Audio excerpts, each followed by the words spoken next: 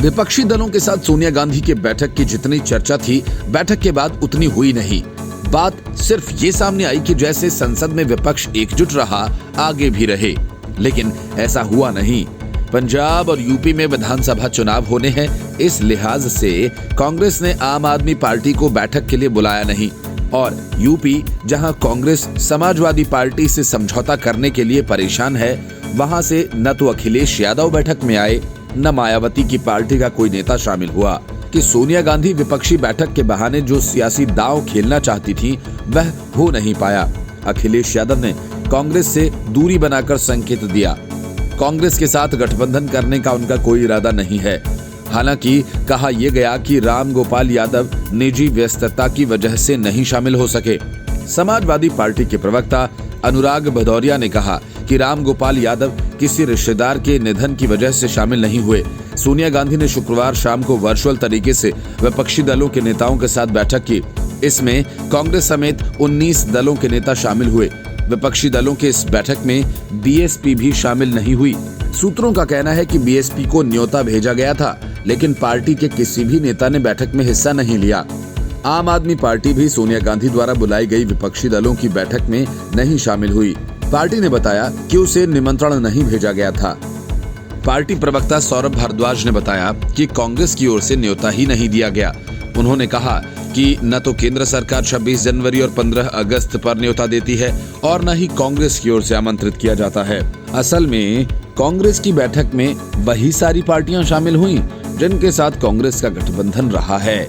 सिर्फ ममता बनर्जी अलग से शामिल हुईं, तो उसके पीछे उनका अपना सियासी स्वार्थ है। एक तो ममता बनर्जी राष्ट्रीय स्तर पर राजनीति करना चाहती हैं और दूसरे उनका इरादा टीएमसी को राष्ट्रीय स्तर की पार्टी बनाने का है और इस काम के लिए उन्हें कांग्रेस की जरूरत है।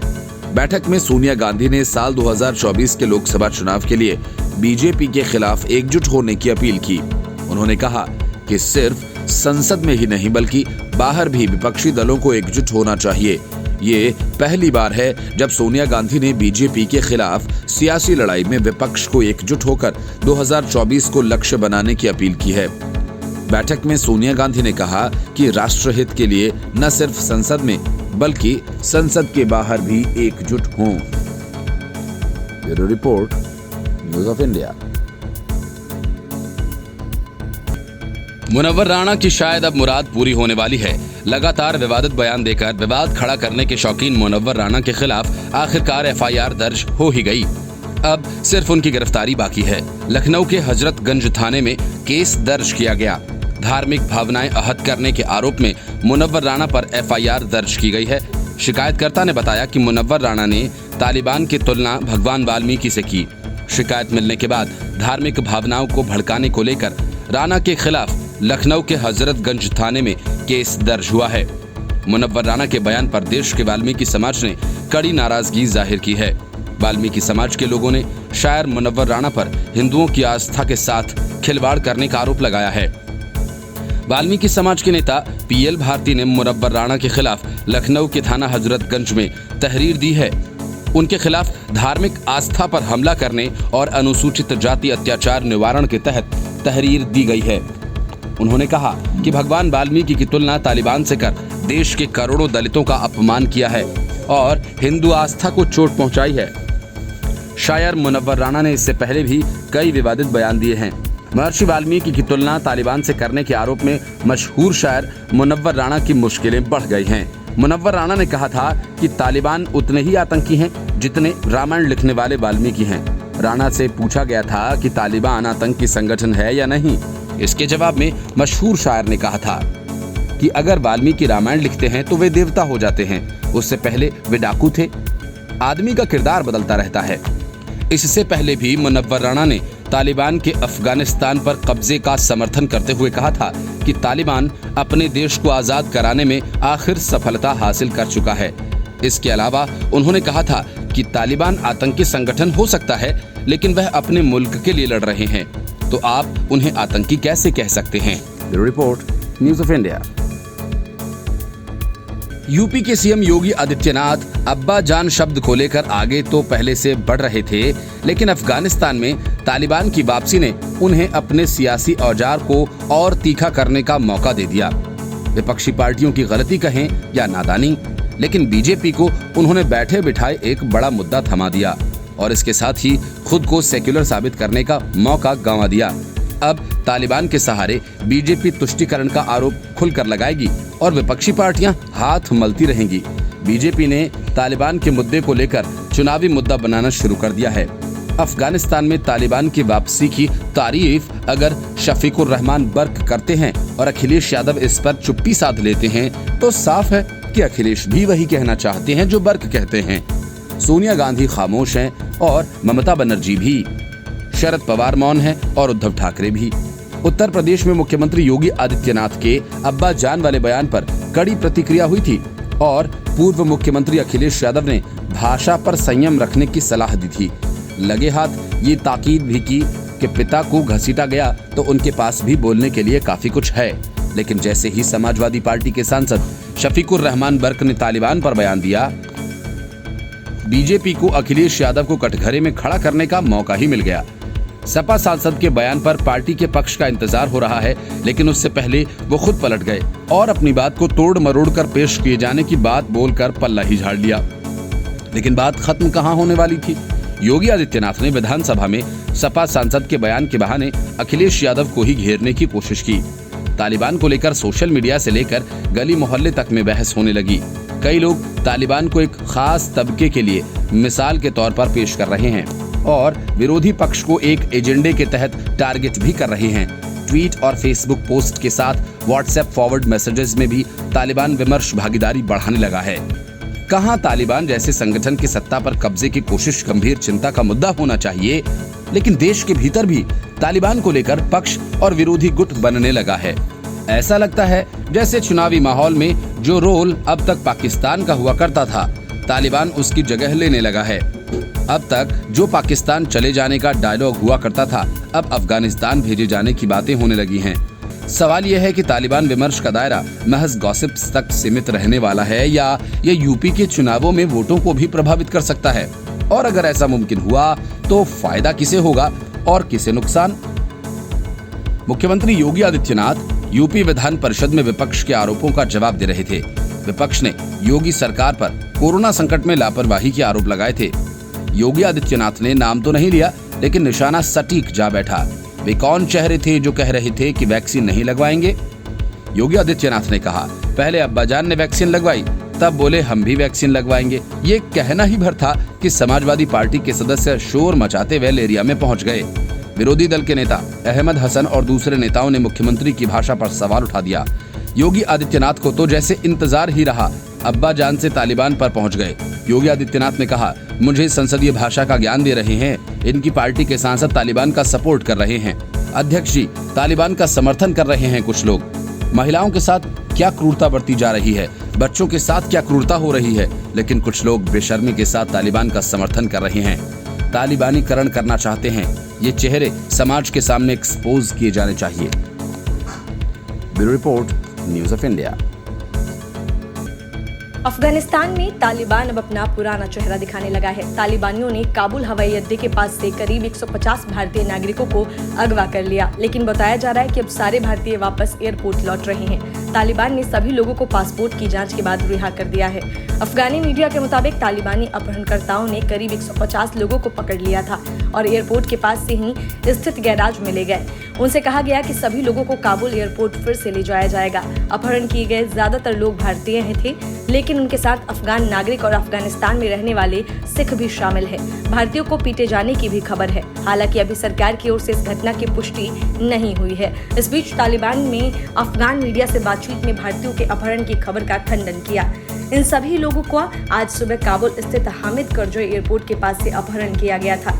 एक सूत्र ने अफगानिस्तान के स्थानीय मीडिया काबुल नाउ को बताया कि वह पत्नी और कुछ अन्य लोगों के साथ किसी तरह से बच सका। उसने बताया कि वे सभी 8 मिनी वैन में बैठे थे और उस समय सुबह के 1 बज रहे थे। ये लोग काबुल एयरपोर्ट के अंदर घुसने की कोशिश कर रहे थे, लेकिन वे घुस नहीं पाए। इसके बाद तालिबानियों का एक गुट आया और वे उन्हें तारा खिल ले गए, जो काबुल के पूर्व में स्थित है। इस दौरान भारतीयों की पिटाई भी की गई। सूत्र ने बताया कि कि वे मिनी वैन के शीशे खोलकर कूद गए और किसी तरह से अपनी जान बचाई। तालिबान ने भारतीयों से कहा कि वे उन्हें दूसरे गेट से ले जाएंगे। बताया जा रहा है कि भारतीय नागरिकों को सुरक्षित निकालने के लिए भारतीय अधिकारियों का एक दल काबुल एयरपोर्ट के बाहर अभी मौजूद है। ये अधिकारी फंसे हुए भारतीयों की मदद कर रहे हैं। यह घटना ऐसे समय पर हो रही है जब अफगानिस्तान में तालिबान के कब्जे के बाद से स्थितियां लगातार खराब हो रही हैं। अफगानिस्तान में कई भारतीय भी फंसे हुए हैं। भारत काबुल से अपने लोगों को निकालने के अभियान में लगातार जुटा हुआ है। Bureau report, news of India. जिस वक्त सोनिया गांधी, ममता बनर्जी और दूसरे विपक्षी नेताओं के साथ बैठकर बीजेपी को हराने की रणनीति बना रही थी, ठीक उसी वक्त त्रिपुरा में कांग्रेस के कार्यवाहक अध्यक्ष अपना इस्तीफा देने की तैयारी कर रहे थे। नॉर्थ ईस्ट में सुष्मिता देव के बाद कांग्रेस को दूसरा बड़ा झटका लगा जब त्रिपुरा के कार्यवाहक अध्यक्ष पीयूष कांति विश्वास ने पद से इस्तीफा दे दिया। विश्वास ने कहा कि मेरे लिए पद से इस्तीफा देना बड़ा पीड़ादायी है। मैं सोनिया गांधी का शुक्रगुजार हूं जो उन्होंने मुझे पार्टी की सेवा करने का मौका दिया। मैं सियासत से संन्यास ले रहा हूं और वापस अपने पेशे में लौटकर खुश हूं। उन्होंने अपने इस्तीफे से जुड़ी जानकारी ट्विटर पर साझा करते हुए कहा कि टीपीसीसी अध्यक्ष कार्यवाहक के रूप में मेरे कार्यकाल के दौरान आपके सहयोग के लिए मैं सभी कांग्रेस नेताओं समर्थकों को हृदय से धन्यवाद देता हूं। आज मैंने पद से इस्तीफा दे दिया है और राजनीति से भी संन्यास ले लिया है। सोनिया गांधी के प्रति मेरी हार्दिक कृतज्ञता। ऐसे में सियासी गलियारों में सुगबुगाहट है कि विश्वास भी टीएमसी का हिस्सा बन सकते हैं। कांग्रेस ने हाल ही में त्रिपुरा समेत 3 सूबों सिक्किम और नागालैंड का प्रभारी अजय कुमार को बनाया। पूर्व आईपीएस अफसर की यह नियुक्ति बुधवार को हुई। कुमार 15वीं लोकसभा में झारखंड के जमशेदपुर से सांसद थे। 2019 में वहां के चुनाव से पहले अरविंद केजरीवाल की आप में जाने के लिए उन्होंने कांग्रेस छोड़ दी थी। हालांकि वह पिछले साल सितंबर में पार्टी में वापसी कर गए थे। इसी बीच पश्चिम बंगाल के मुख्यमंत्री ममता बनर्जी का दावा है कि बड़ी संख्या में त्रिपुरा के नेता उनके नेतृत्व वाली टीएमसी का हिस्सा बन रहे हैं। त्रिपुरा का अलग विस चुनाव उन्हीं की पार्टी जीतेगी। बकौल दीदी, वे भाजपाई हमें रोक नहीं सकते। त्रिपुरा में हम जीतेंगे। मैं चाहती हूं कि त्रिपुरा वासियों को उन कल्याणकारी योजनाओं का लाभ मिले जो हमने पश्चिम बंगाल में शुरू की हैं। 60 विधानसभा सीटों वाले त्रिपुरा में फरवरी 2023 से पहले अगला चुनाव होना है, जबकि 13 मार्च 2023 को वहां के विधानसभा का कार्यकाल समाप्त हो जाएगा। इससे पहले सूबे में फरवरी 2018 में चुनाव हुए थे। इलेक्शन के बाद बीजेपी ने सरकार बनाई थी। Bureau report, news of India. Sonia Gandhi ने 18 पार्टियों की बैठक बुलाई। पूरा भौकाल बनाया गया कि यही बैठक 2024 में विपक्ष की जीत और बीजेपी की हार की दिशा तय करेगी। लेकिन जरा इन आंकड़ों पर गौर करिए। उत्तर प्रदेश के 80, ओडिशा के 21, आंध्र प्रदेश के 25 और तेलंगाना के 17, यानी लोकसभा के 543 सीटों में से 143 सीट विपक्षी एकता की इस मुहिम में शामिल ही नहीं हुए। और इस बात की उम्मीद ज्यादा है कि अगले लोकसभा चुनाव के आते आते और भी कई क्षेत्रीय दल कांग्रेस पार्टी और गांधी परिवार से पल्ला झाड़ सकते हैं, ताकि राज्य चुनाव में उनके जीतने की संभावना कम न हो जाए। अब यह सोचने वाली बात है कि जब तक इसी तरह विपक्षी दल एक दूसरे को संशय और संदेह की नजर से देखते रहेंगे तो क्या विपक्षी एकता हो पाएगा। रही बैठक की बात, तो सोनिया गांधी ने हमेशा की तरह किसी और का लिखा हुआ भाषण पढ़कर बैठक की शुरुआत की। उनके संबोधन में आगामी लोकसभा चुनाव का जिक्र संक्षेप में और आखिर में आया। उससे पहले उन्होंने कांग्रेस पार्टी की जी भरकर तारीफ की और अपनी पीठ थपथपाई कि कैसे कांग्रेस पार्टी की अगुवाई में संसद नहीं चलने दिया गया, कैसे उनके लिखे पत्र के कारण मोदी सरकार ने कोरोना के खिलाफ व्यापक टीकाकरण की नीति बनाई।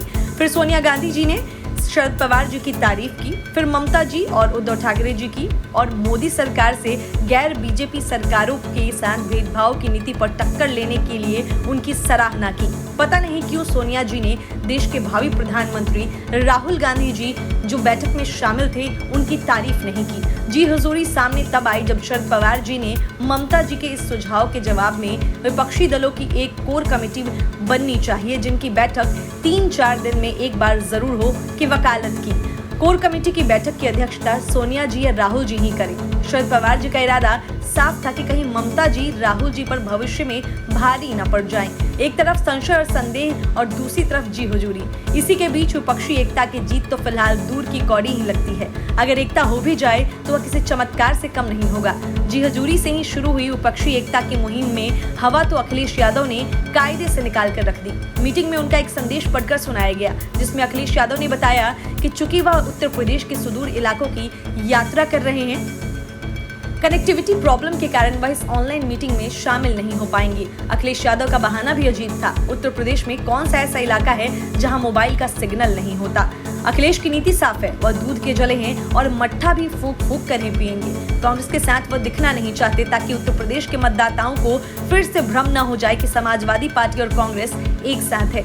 2017 के चुनाव में दोनों दलों का गठबंधन था, जिसमें कांग्रेस पार्टी खुद तो डूबी ही, साथ में समाजवादी पार्टी को भी डुबो दिया था। अखिलेश यादव की समझदारी उस समय सामने आ गई जब सोनिया गांधी की मीटिंग में पश्चिम बंगाल की मुख्यमंत्री ममता बनर्जी ने आगामी उत्तर प्रदेश चुनाव का जिक्र करते हुए सुझाया कि विपक्षी एकता की शुरुआत उत्तर प्रदेश से ही होनी चाहिए ताकि बीजेपी को प्रदेश में हराया जा सके। ममता बनर्जी स्वयं प्रधानमंत्री बनने की इच्छा रखती हैं और उत्तर प्रदेश का राजनीतिक दृष्टि से देश की राजनीति में बहुत बड़ी भूमिका होती है। ज्यादातर केंद्र में सरकार उसी की पार्टी बनती है जिसे लोकसभा चुनाव में प्रदेश की जनता का आशीर्वाद प्राप्त हो। उत्तर प्रदेश से सर्वाधिक 80 सांसद लोकसभा में चुने जाते हैं। ममता बनर्जी को उत्तर प्रदेश की अहमियत पता है, लिहाजा उनकी तृणमूल कांग्रेस ने उत्तर प्रदेश विधानसभा चुनाव लड़ने का निर्णय लिया है।